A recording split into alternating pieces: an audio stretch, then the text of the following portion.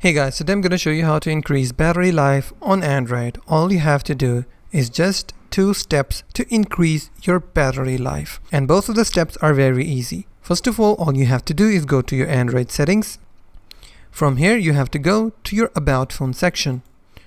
You have to find the build number. Once the build number is found, you have to click on it rapidly 4 to 5 times or maybe 7 to 8 times. If your phone asks for your password, enter your phone's password and then your phone will show you're already a developer. Once your developer options is on, you have to find your developer options. For example, in my phone, I will go back. I will go to the system. I will scroll down to the bottom. From here, I will see my developer options. I will click on developer options. On this page, you have to scroll down all the way to the bottom and you have to search the option called background process limit.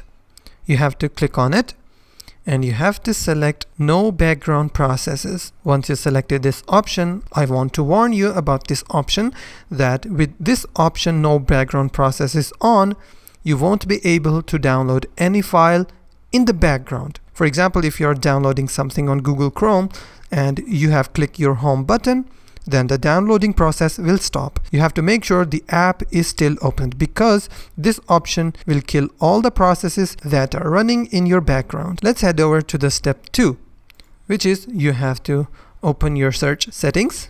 You have to type in sounds and vibration.